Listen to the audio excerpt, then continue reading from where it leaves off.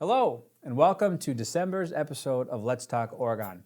I'm your host, Mike Ducett, a community member and educator here, and I am super excited for this episode today because we're focusing all on basketball. We have three fantastic guests that we want to talk to today. In our first segment, we'll be talking with John Kuehl, who is the commissioner and creator of what we call the Bench Mob League here in Oregon, Wisconsin, and he's going to be here to tell you the tale of how this league started and how it benefits our wonderful community. And as we come back from our break for the second segment, we'll be talking with Luke Marx and Cole Krueger, the two gentlemen who do the color commentary and play-by-play calling for the Oregon High School boys basketball team here on OCA Media.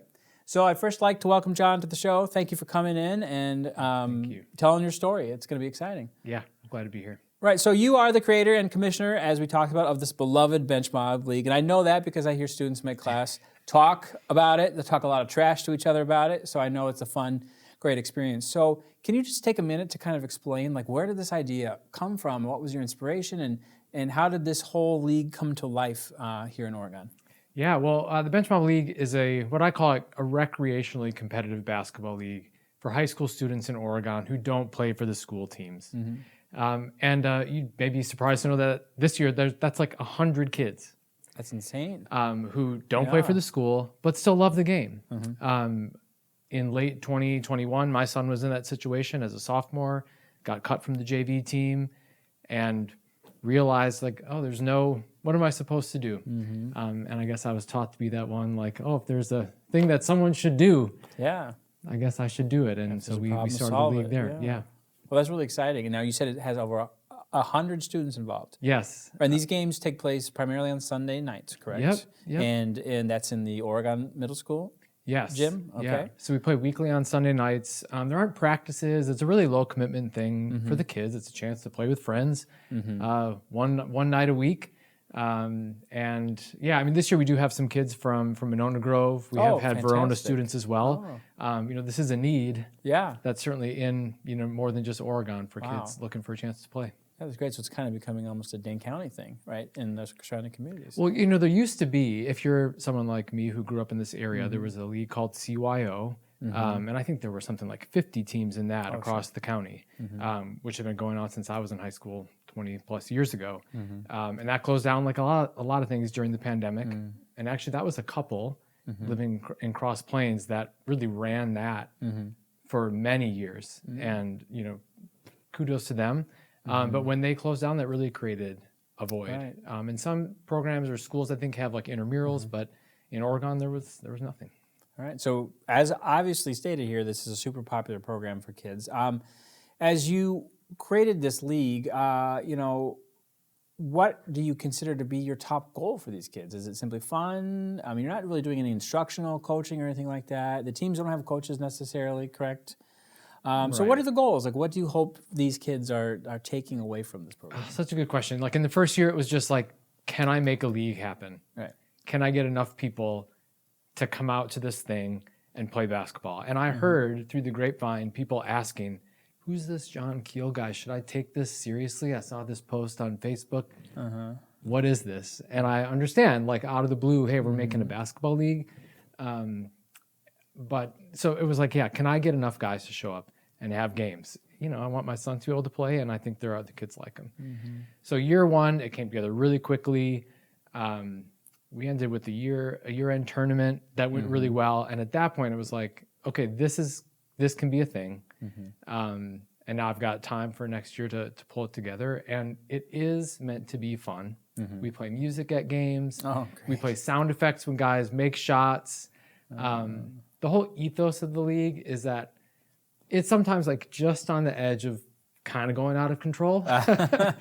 But we try to keep it like from going any further. So yeah, it is competition. Some teams take it more serious than others, but be competitive. But yeah, have a good time. You choose your team, play with your friends. And I was just a little bit before we had this interview, I was kind of scrolling through the website you have for this. You put the league standings, right? Most of the kids are operating from nicknames. I saw. Like I was trying to identify. That's new this year. That's new this year. We let them put their own, the name of their choice on their jersey. So that's fun. And it looked like some games were competitive. Sometimes some of those games were. I think there was like an 80-30, as I saw on there. So, that's the way the cookie crumbles. But as you kind of continue to look forward in this league, how do you expect this to continue growing? Do you expect there to be challenges with the growth? Or is it ever going to get too big, or the more the merrier? Or what's your vision? Like, how would you see this in 3 years from now?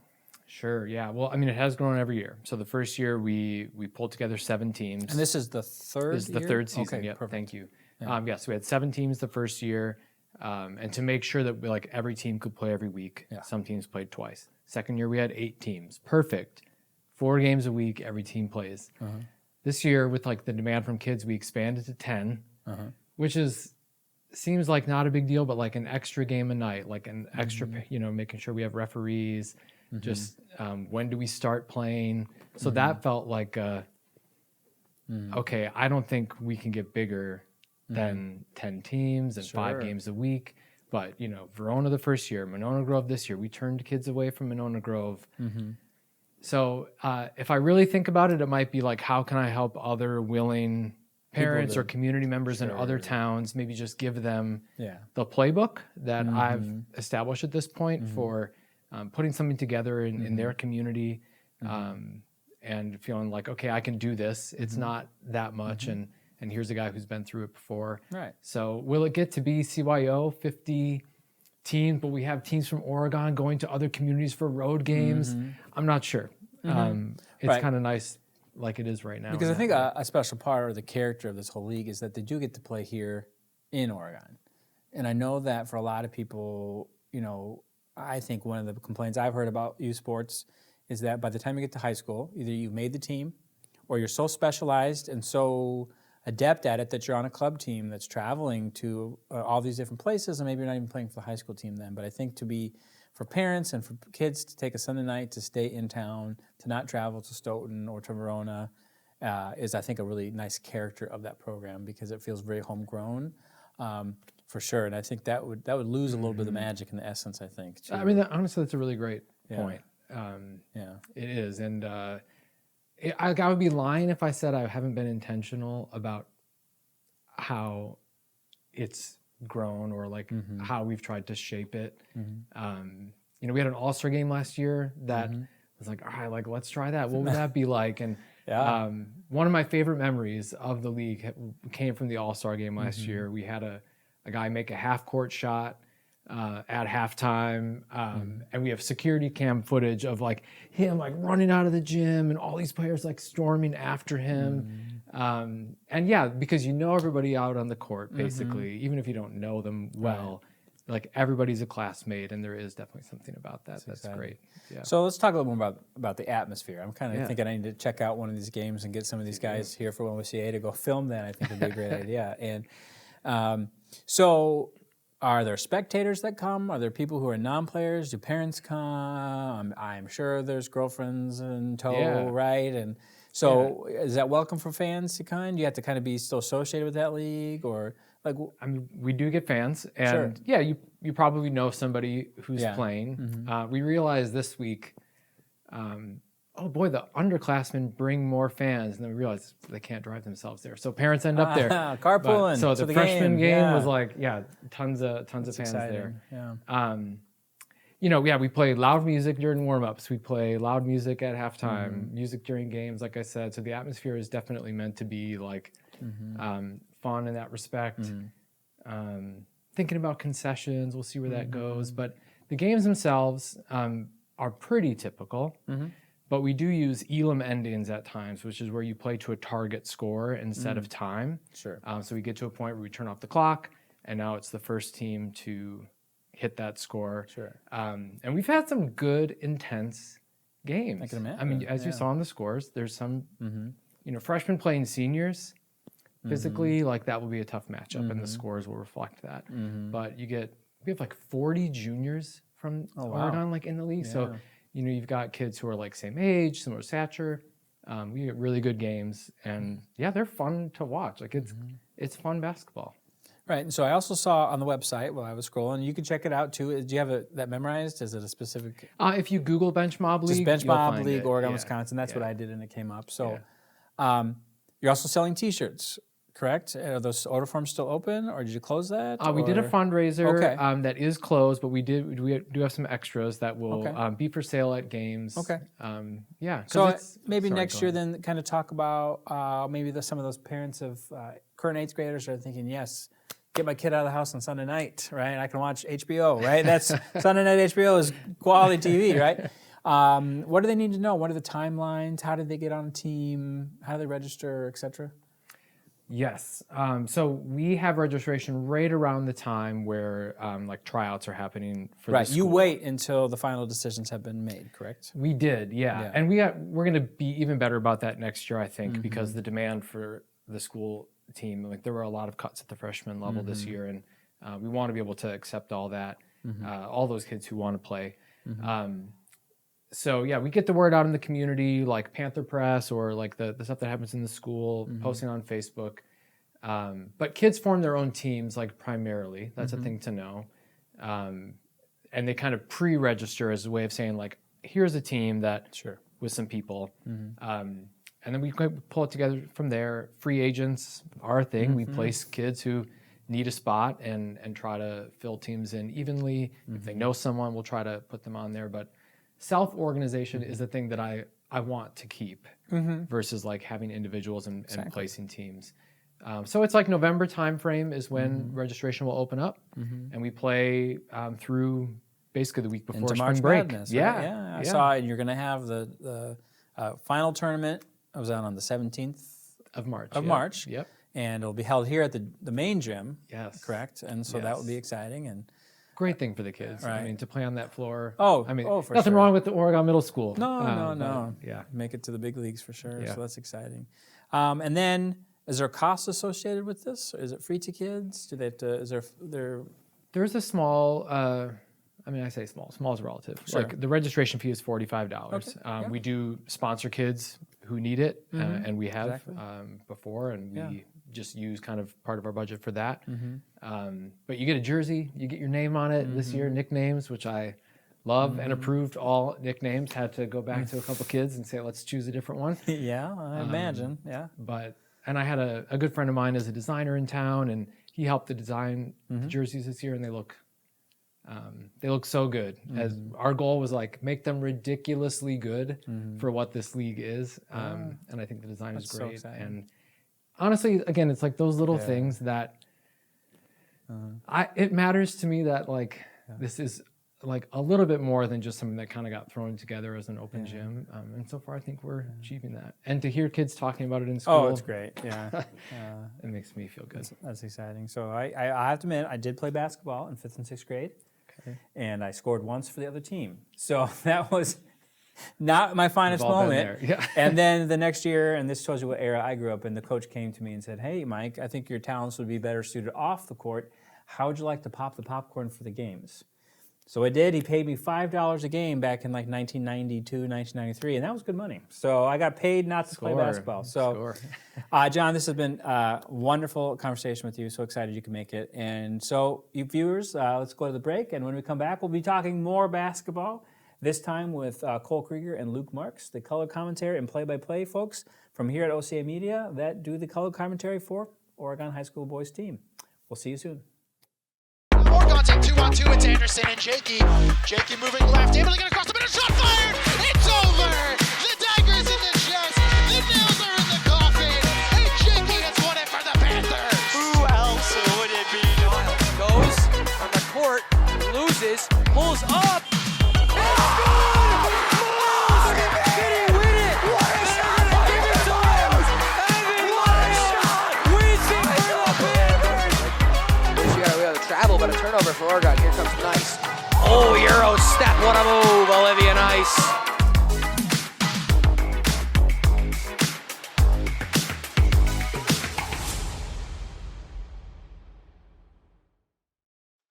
Hello, and welcome back to Let's Talk Oregon. Remember, this is a special episode this week talking all about basketball. So I'm really pleased to welcome our next two guests, Cole Krueger and Luke Marx, who provide the play-by-play and color commentary, as I said erroneously before, for both the boys basketball team and the girls basketball team here at Oregon High School. So I'd like to welcome you gentlemen to the show, and thanks for taking the time to come and speak with us. I think if anybody's ever checked out these OCA Media videos, which is fantastic, right? We have a great setup, 3-camera shoot, I believe, isn't it, for the plays and the game? For Fridays, yes, sir. Yep. Yeah, and it's pretty intense and pretty professional. And you two are the heart of that organization there for us from that top balcony seat looking down. So, tell us just a little bit about yourself and how you came to do this. How did you even find out? Oh, this was an opportunity for me. And then a little bit about kind of your future. You're both seniors, so we'll probably be looking for somebody else in the next year to do this job, so it'd be sad to lose you. But what are your future plans kind of as we begin to think about that? Well, I'm Cole Krueger. I'm a senior here, obviously, at OHS, and I plan on attending a 4-year college and majoring in journalism with an interest and hopefully an emphasis in sports. Nice. Yeah, and I'm Luke Marx. I'm attending the University of Wisconsin Eau Claire. I'm going to be majoring in communications with a minor in journalism, hopefully with an emphasis towards sports media, just like I do now, and I'm playing football there as well, so excited for the opportunity up there. Obviously blessed for the last 4 years I've had here, and I'm excited to step into the role even more as I move forward in my life. That's both exciting. Congratulations to you both for having those post-college plans kind of figured out. So it sounds like you two could, go on to make a career of this, which would be exciting. You want to study both journalism, communications. Next thing you know, maybe we'll see these guys on NBC 15 or something in the future, or maybe we'll have you still come back and do guest spots for OCA Media. But how did you even discover that you have the ability to, as a person who appreciates theater and thinking on your feet, that's what you're doing the whole time, right? There's no script.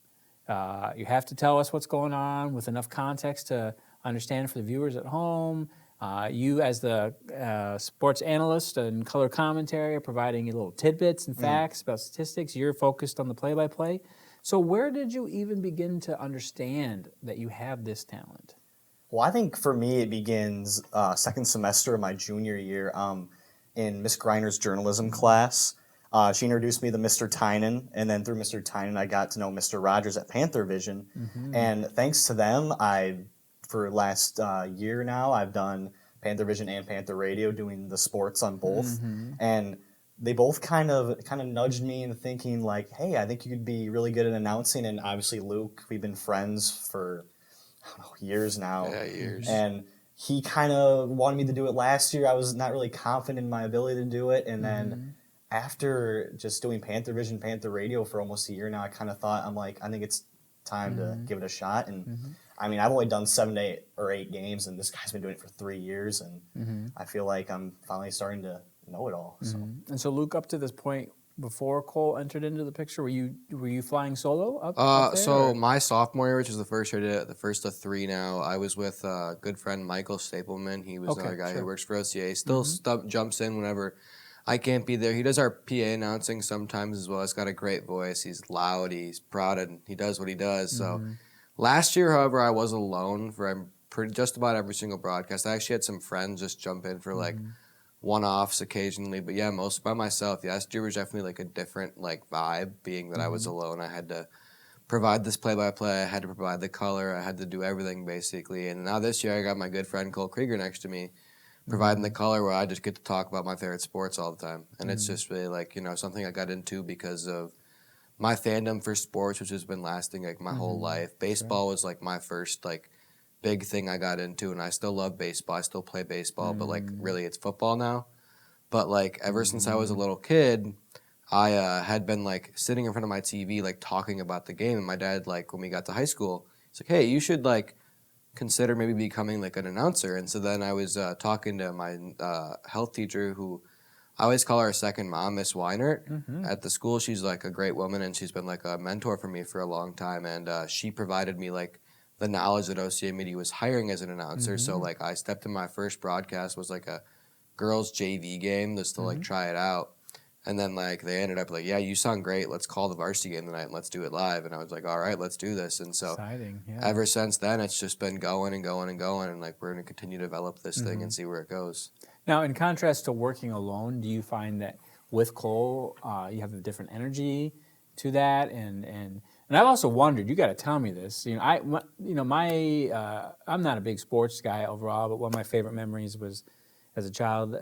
Just driving in Illinois where I was living and listening to the Cubs on the radio and Harry Carey, and then Pat Hughes and Ron Santo and these wonderful broadcasters, and just the sound of that and the relaxing nature of that. So. Do you find that, well, how do you even not, first of all, interrupt each other all the time? And two, like, is there more energy together in that scenario too? Do you find that synergy? Well, okay, so like I have different views on this. We've talked about it before. Like it definitely, like, being that we've only called a couple games together, it's like it's a little bit of a learning curve, but like we've been friends for a long time. We know how like our energies are. Cole's a little more relaxed than I am a lot of the time. He finds his like spots in between the breaks and provides his energy, and I love him for that. And like he's able to find like the good spots to talk. I know you talk baseball and you talk that calm energy. Baseball is a little bit of an easier sport to continue to remain calm. A little bit of a slower paced game. Basketball, like I'm talking and play by play for like minutes on end, and Cole's able to jump in there whenever he can. So like it can be a struggle at times, not interrupting each other, but we've kind of found our groove, and we're going to continue to develop on that on this year. And hopefully, like, our best moments are still ahead in this year and in the future. Yeah. And luckily, we're having a lot of success. Not by luck, by hard work and determination, I should say. We're having a lot of success with our sports teams this fall. The girls' basketball team is 9-0 at this point. Is that correct? I'm not sure on the record of the... Going to be 10-0 tomorrow when they beat Winona Grove. And that's the strongest start for any, pretty much, Oregon basketball team, not even just girls. Yeah, ever. Yeah. Yep. Which that's amazing. That's an amazing accomplishment. I'm glad that you guys. Now you don't travel for the road games, correct? So we don't broadcast the road games. Don't broadcast. I'll, as a fan, sometimes I'll make my way over whether I'm not working my other job, stuff like that. Sure. Got to support the Lady Panthers as well as supporting the boys as well. Yeah, and kind of keeps you at least abreast of what they're doing away from.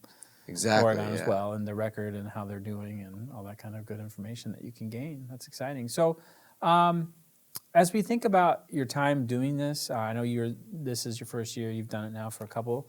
I think obviously our claim to fame would have been the buzzer beater shot. So that's for sure a favorite memory. We talked about this earlier in the school day today, Luke, that was a big memory for you. What other moments stand out for you in kind of these moments that you're having with these teams and the excitement and the crowd, and like what's going to stick with you? What memories are you building? Well, for me personally, like just the like camaraderie I have with the guys and like the coaches of the boys team, specifically last year's team, I was able to really connect well with Coach Siebert. I talked to Coach Blanke daily for like hours on end. I probably chew his ear off talking to him all day long about basketball, but just like the relationships I've built with like these Oregon like people throughout the like last couple of years, and like continue to develop those relationships as well as the relationships with the players that I can like develop on a new level. Like not only like being able to be their friend, but also like understand at like a deeper level and see the level they go to on the court. Like just last week against Elkhorn, my best friend Grant Wallenk had like his first double-digit scoring performance, and like that was something that like I got to call his first ever like varsity high school like performance, like playing that well, and it was really, like a special moment. So like, and you mentioned the Evan Miles shot, like obviously that's going to be the one that sticks with me because of like the like media craze that it had, 10 million views or whatever across all platforms, and got to share that one with Brady Taylor, and I'm hoping I get to have another moment like that this year with Cole, where we get to have a moment where we go crazy. And so as you begin to look forward and going to college and careers, you're going to be able to take basically a highlight reel of your performance to this. Like it'll be a great almost like a portfolio for perhaps being hired in the future for these jobs. Would you, coming out of college, would you want to be a sports broadcaster? Would you want to do that? Would you rather be on a different side of that? What are you thinking? I know you said you want to major in journalism. So, we kind of know your schools and plans, but now post-high school, post-college even, where do you see yourself in 5 years? What do you want to do? I'm not 100% sure where I want to go with it because I love writing about sports, I love talking about sports, I love broadcasting about sports. I'm still not 100% sure, but to have the chance to have a podcast about sports, that's something that I'm really interested in. And yeah, broadcasting has been really fun, even 7 or 8 games in, and Yeah, and then I've written a lot of articles for the Panther Press, and I've gotten to interview a ton of athletes and coaches, and that's really been a great experience. So I definitely want to do something with that. I'm just not 100% sure which path I'm going to follow. Right. What about you, Luke? Yeah, as for me, like I think like I'm kind of got my mind on broadcasting right now. Like obviously the dream one day is to work for ESPN, and I've said it all along. Like college football is like the dream sport that I want to broadcast. Being like the next like Gus Johnson or the next like Joel Klatt, one of those guys, just like being able to say that like you're like in the ranks with those guys as far as your voice being known is like obviously like a dream come true would be like the opportunity, but like there's certainly other realms, and that's why I'm majoring in communications and keeping it open to doing other things and writing about sports, just like being in the sports world. That's where I know I want to be, and like I got to find a way to get there. And ever since this has become a prevalent thing in my life, it's been like, this is what I'm going to be doing, and that's the goal. Well, I think that your story is really intriguing and fascinating and important, and I think this is where the educator in me kind of comes out, that I just love that you found the opportunities, you took those opportunities, you ran with those opportunities, and you're setting yourself up.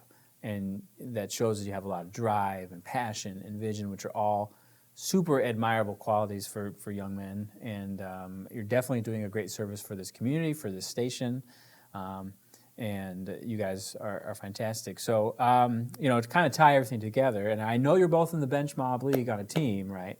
But I was talking to Mr. Kuehl, and maybe we can convince the producers here that maybe if you don't make the final game for that Bench Mob squad, maybe you guys could color commentate and play-by-play that, and we'll get that filmed or something, and be a special memory and bring that excitement level to there too. So, but I do want you to succeed. The goal obviously is win a chip. The goal is, I feel like we'll make it there, but it's a long season, so we'll see. Yeah. Is there a prize trophy at the end or anything? I think it's just bragging rights over the other teams. Yeah, well, that's important too, right? So, do you want to tell the folks here at home, like looking into that middle camera there, like how do they catch you? How do they find the games if they're interested? And if you haven't watched in these games on the YouTube channel, I believe you also broadcast them on the cable channels as well. You want to tune in and find it. So what do they need to know, guys?